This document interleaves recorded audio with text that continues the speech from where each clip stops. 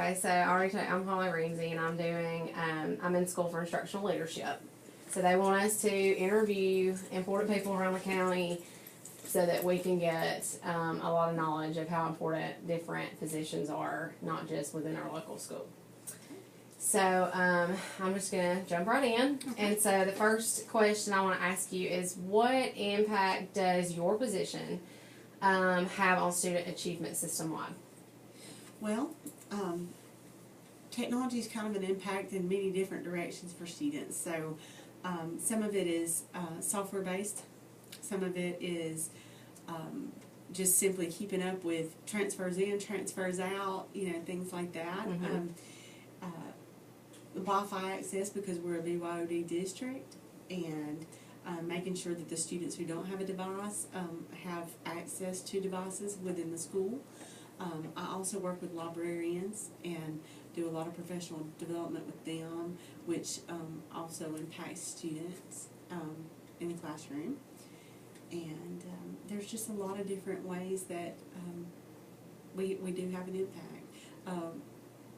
My department's very unique, and so we have 10 employees currently, 11 count me, and so everyone here plays quite a different role. So we have some people who are just consistently pulling data that shows student results and helps the administrators know where they stand, and then they're able to share that with the teachers, and so we can pull it district-wide or by school, and so we do a lot of data here. We have a person that just basically tends to data and then make sure that testing is ready and things like that, because we do electronic testing now as well. We have one person that just deals with educational software, and that's their whole function, is to make sure that educational software is ready and that the students are able to log in and the teachers' classes are there and available, and that we can pull reports from those as well.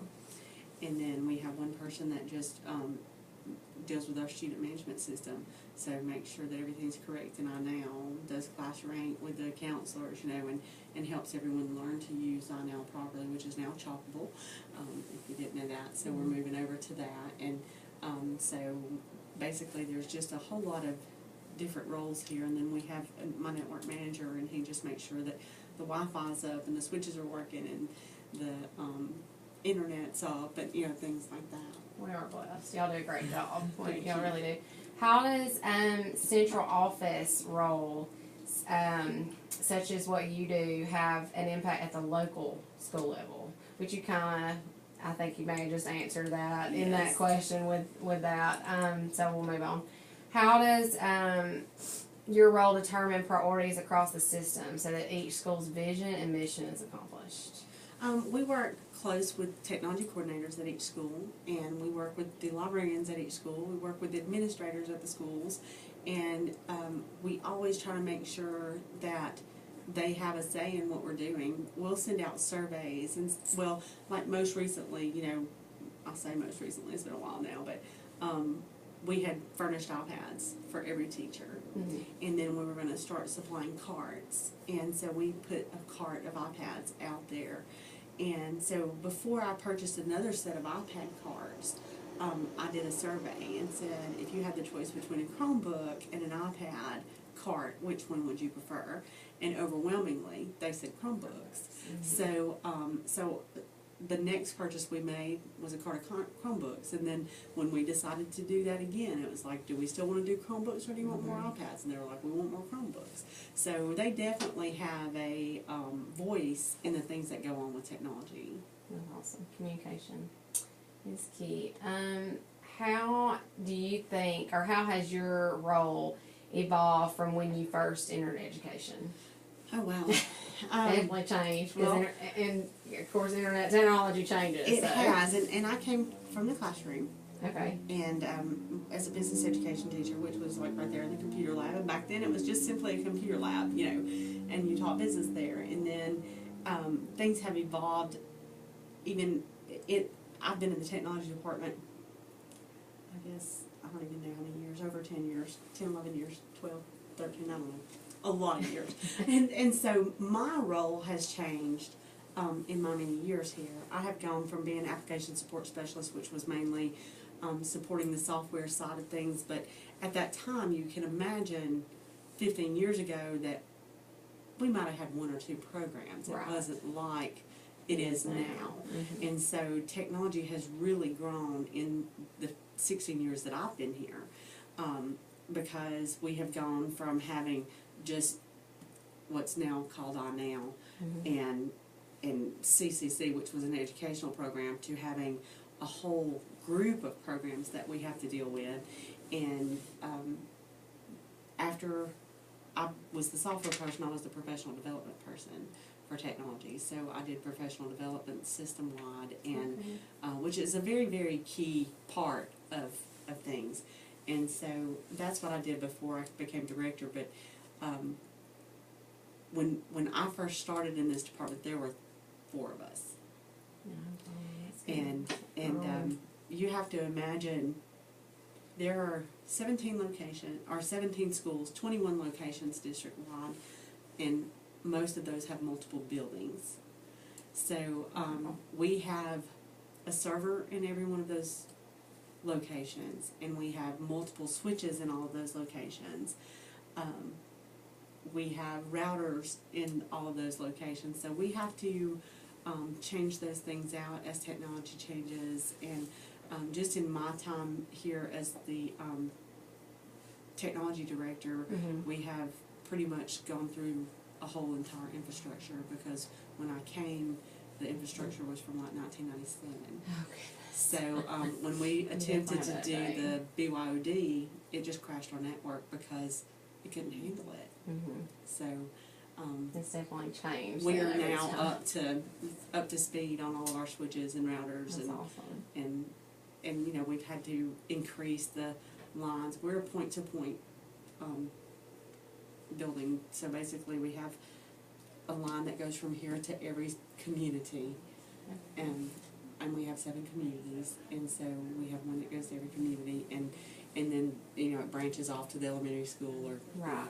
and then the ones like Weaver Elementary, that's not on the high school campus, we have a different line going to them. Okay. But you know, so we have to make sure that those lines are up to capacity, and make sure that our switches can handle it, and you know, we share our internet line throughout the district. You know, so it's a lot to keep It up sounds with. complicated. Yeah, it sounds very complicated.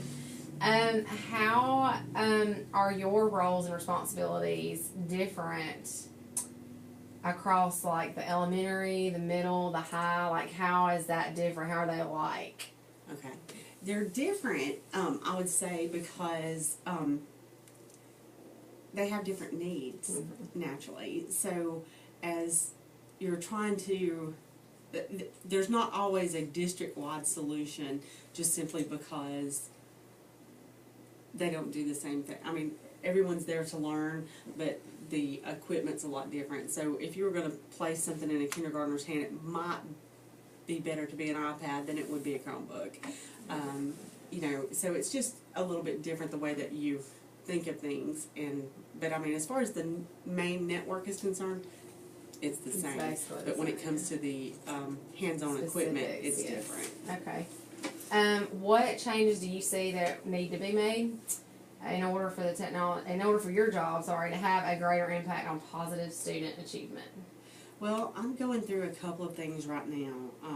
One is called a Certified Educational Technology Leader, and it is nationwide recognized, and it because the technology director's role has changed from being the hands-on fix-it guy to administrator.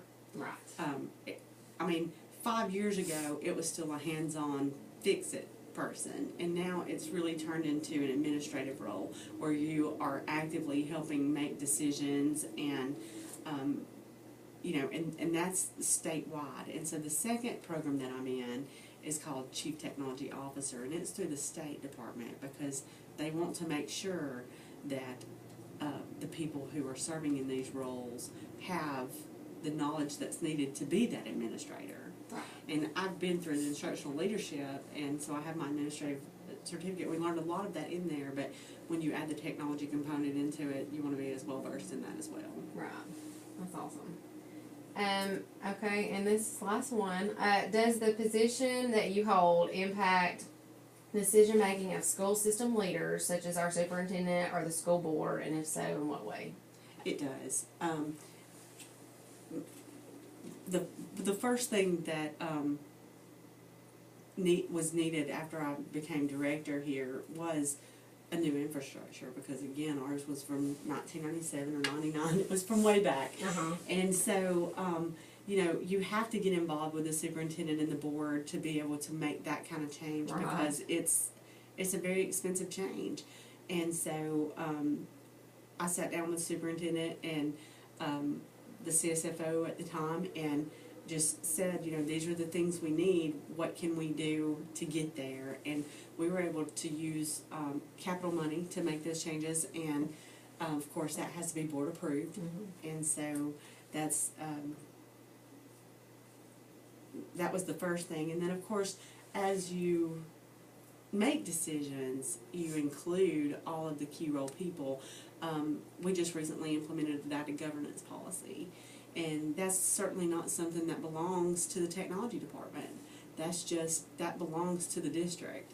And so, you know, we have to pull committees together for a lot of different things like that. And those committees consist of central office staff, superintendents, teachers, librarians, and sometimes even students, you know, so because everyone's impacted by something like a data governance policy.